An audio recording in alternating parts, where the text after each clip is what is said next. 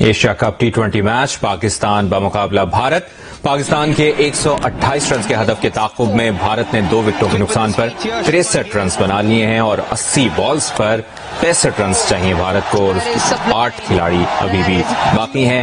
اور اگر میچ کی اوور آل بات کی جائے تو ہمارے نمائندگان بھی موجود ہیں دبئی اسٹیڈیم میں. سینئر سپورٹس جرنلسٹ سید یحییٰ حسینی اور عبد الماجد بھٹی صاحب سینئر سپورٹس جرنلسٹ وہیں پر موجود ہیں، ان سے میچ کا احوال جانیں گے.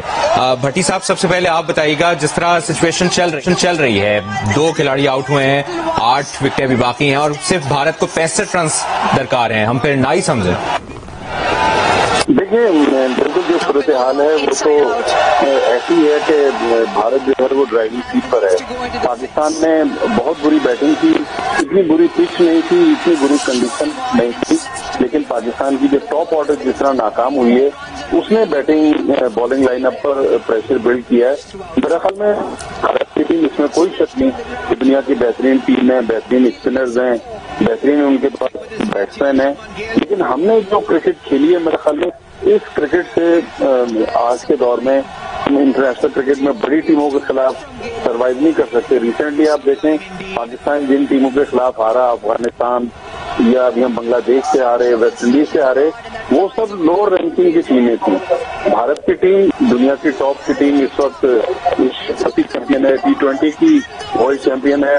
تو میرے خیال میں پاکستان کے لڑکوں کو، مجھے ایسا لگا کہ پاکستان انڈیا میچ کا پریشر تھا جس کی وجہ سے پاکستان کے بیٹسمین انڈر پریشر تھے، اور سائم ایوب مسلسل 5 میں سے تیسرے میچ میں انہوں نے گولڈن ڈک لیا اور دنیا کے پہلے بیٹسمین بن گئے جو 1 مہینے میں 3 بار گولڈن ڈک کا شکار ہوئے. میرا خیال اس کے بعد پھر پاکستان کی بیٹنگ سنبھی نہیں. صاحبزادہ فرحان نے 40 کیے، شاہین شاہ افریدی نے 37 کیے، لیکن ٹاپ آرڈر کو جو رول پلے کرنا چاہیے تھا وہ میرے خیال میں ہمارے بیٹسمین ناکام رہے.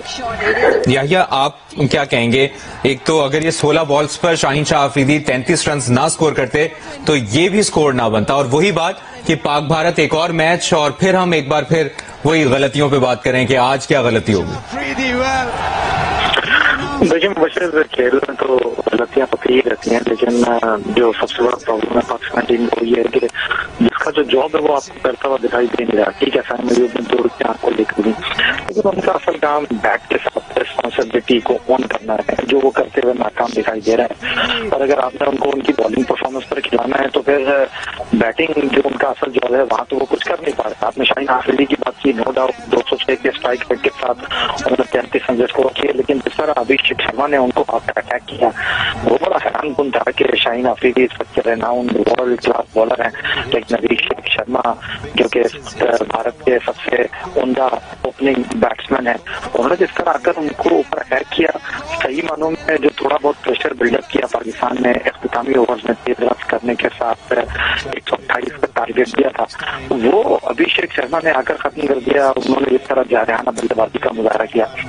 جہاں تک میری بات اس میچ کے حوالے سے تو انتہائی معذرت کے ساتھ کہ کوئی پلاننگ جو تھی وہ ٹیم کی آپ کو دکھائی دی. جو بلے باز تھے وہ مسلسل ناکام ہو رہے ہیں، چاہے شارجہ کے میچ کی آپ بات کریں، چاہے دوسرے میچ کی آپ بات کریں، عمان کی ایک ڈیوکر بالنگ کے خلاف، ایسوسیٹ ٹیم کے خلاف جس طرح آپ کے بلے باز بیٹنگ کر رہے تھے، بڑا مسئلہ ہے. لیکن اس کے باوجود آپ اسی بیٹنگ لائن اپ کو کیری کر رہے ہیں، آپ کے پاس بیٹسمین. ٹھیک ہے یحییٰ، آپ جس طرح بات بھی کر رہے ہیں یہی بات بھٹی صاحب آپ سے جو یحییٰ بھی کر رہے ہیں، اور پھر وہی بات کہ ایک دفعہ کیا بھارت نفسیاتی دباؤ حاصل کرنے میں ایک دفعہ پھر پاکستانی ٹیم پر کامیاب ہو گیا؟ جی ہاں، بالکل وہی نفسیاتی دباؤ تھا کہ پہلی ہی گیند پر ہاردک پانڈیا کی سائم ایوب آؤٹ ہوئے، اس کے بعد آپ دیکھیں کہ فوراً محمد حارث آؤٹ ہو گئے، تو پھر پاکستان کی بیٹنگ سنبھی نہیں. اگر 2 بیٹسمینوں کی ہم پرفارمنس نکال دیں، صاحبزادہ فرحان جنہوں نے 40 رن بنائے، یا پھر شاہین شاہ افریدی جن کا کام بیٹنگ کرنا ہے، لیکن مزے کی بات ہے کہ سائم ایوب کا کام بیٹنگ کرنا ہے، وہ بالنگ میں ڈیلیور کر کے دے رہے ہیں، اور شاہین شاہ افریدی جن کو بالنگ میں کچھ سکھانا ہے وہ بیٹنگ میں 33 رن بنا رہے. تو میرے خیال میں ہماری جو ٹاپ آرڈر بیٹنگ تھی وہ نفسیاتی دباؤ کا شکار رہی، جس کی وجہ سے بھارت نے ڈومینیٹ کیا ہے پاکستان کے خلاف. سکندر بخت نے بھی ہمیں جوائن کر لیا ہے. سکو بھائی، جو بھٹی صاحب بھی بات کر رہے ہیں کہ شاہین شاہ افریدی سے بالنگ میں ایکسپیکٹ کیا جا رہا تھا، وہ بیٹنگ کر رہے ہیں، سائم ایوب کے لیے بیٹنگ رکھی ہے لیکن وہ بالنگ میں وکٹیں لے رہے ہیں, تو جس کی جو جاب ہے وہ نہیں کر رہا.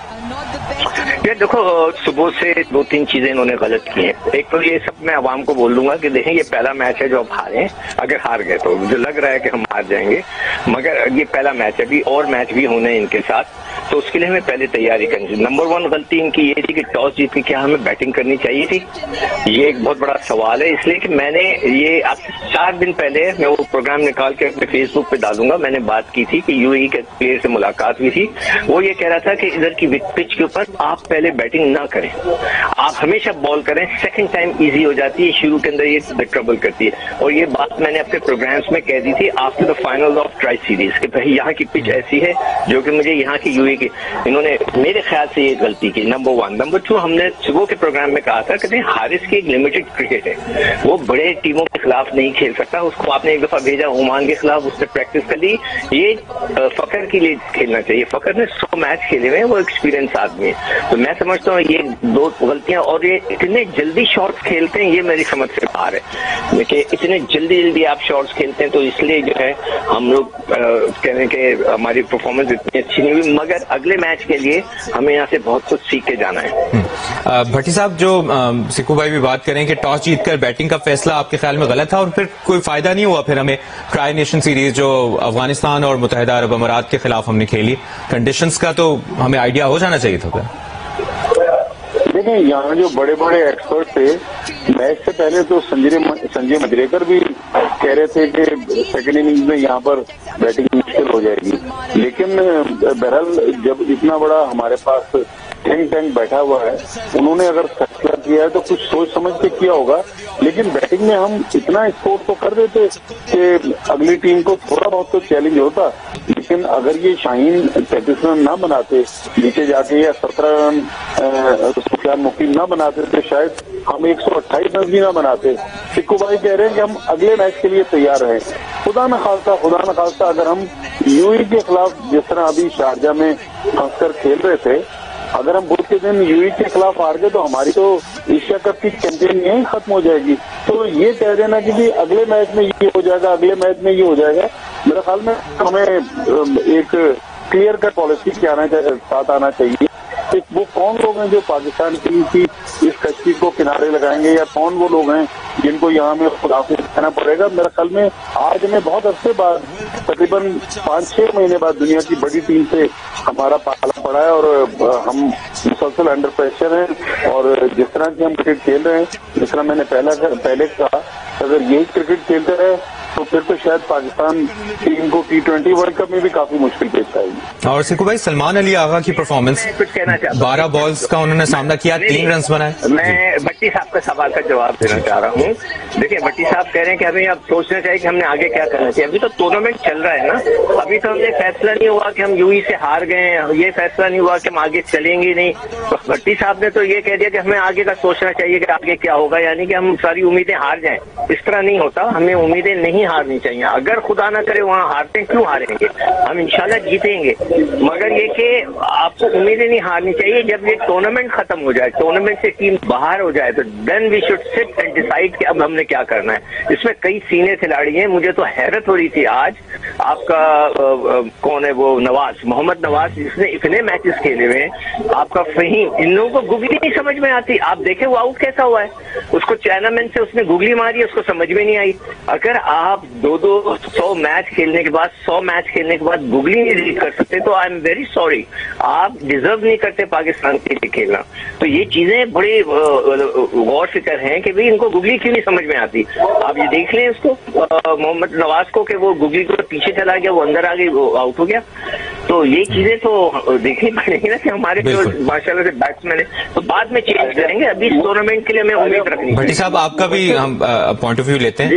جی بھٹی صاحب, میں نے یہ نہیں کہا کہ پاکستان آؤٹ ہو گیا ٹورنامنٹ سے. میں نے کہا خدا نخواستہ اگر آؤٹ ہو گیا, ظاہر ہے اب جو بھی ہوگا اس ٹورنامنٹ کے بعد ہوگا نا.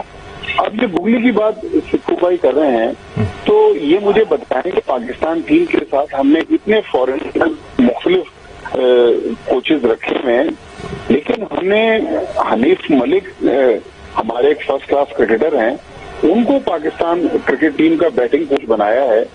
میرا خیال میں سکندر بٹ صاحب تو اتنی کرکٹ کھیلی، انہوں نے کرکٹ کھلوائی، تب سے کر رہے ہیں 12 سال سے، یہ بھی حنیف ملک کو شاید نہیں جانتے ہوں گے. تو جو ہمارا اصل مسئلہ ہے، جو بیٹنگ ہمارا پرابلم ہے، وہاں پر تو ہمیں ایک اتنا اچھا اور کوالیفائڈ بیٹنگ کوچ لانا چاہیے جو ہمارے مین بیٹسمینوں کی بھی خامیوں کو دور کرے.